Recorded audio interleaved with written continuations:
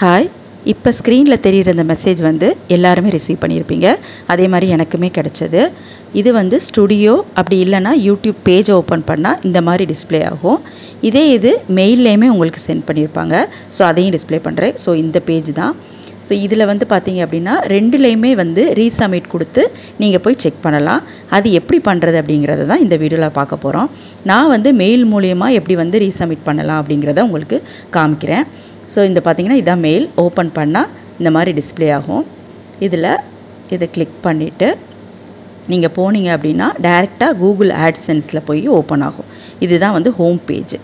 So இதில் பார்த்தீங்கன்னா அந்த பிங்க் கலரில் ஷேடட் பாக்ஸ் ஒன்று கொடுத்துருக்காங்க பார்த்தீங்களா, submitting your US taxi into Google. So இதில் தான் இம்பார்ட்டண்ட் பாயிண்ட்ஸ் எல்லாமே கொடுத்துருக்காங்க. என்ன அப்படின்னு பார்த்தீங்கன்னா, நீங்கள் உங்களோட பேஜில் என்ன செக் பண்ணணும் அப்படின்னு, முதல்ல நீங்கள் டேக்ஸை வந்து சப்மிட் பண்ணிவிட்டு அது அப்ரூவ்டா அப்படின்னு செக் பண்ணணும். அப்படி இல்லைன்னா நீங்கள் சப்மிட் பண்ணணும். அதே மாதிரி 3 இயர்ஸ் கம்ப்ளீட் ஆயிடுச்சுன்னா ரீசப்மிட் பண்ணணும்.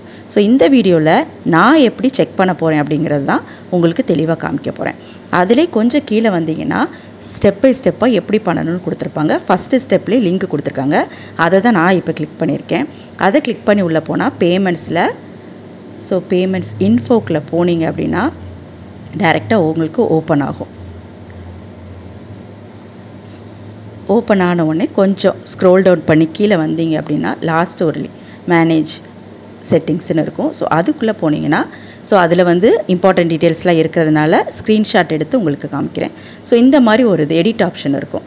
ஸோ அதை நீங்கள் கிளிக் பண்ணி போனீங்க அப்படின்னா நெக்ஸ்ட் பேஜில் இது அப்படியே டிஸ்பிளே ஆகும். இதில் பார்த்தீங்கன்னா ஸ்டேட்டஸில் என்னோடது அப்ரூவ்டுன்னு இருக்குது.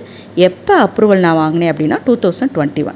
பட் அதுக்கு கீழே உங்களுக்கு கொடுத்துருப்பாங்க எக்ஸ்பயர்ஸ் ஆன் December 31. ஸோ இந்த இயர் 2024 டிசம்பருக்குள்ளே நான் ரீசப்மிட் பண்ணணும். ஸோ இதை தான் செக் பண்ணுறதுக்காக அந்த மெசேஜ் வந்திருக்கு. ஸோ இந்த 2 ஃபோட்டோவும் அட்டாச் பண்ணியிருக்கேன். செக் பண்ணி பாருங்கள். அப்படி இல்லை அப்படின்னா நீங்கள் ரீசப்மிட் பண்ணுங்கள். தேங்க்யூ.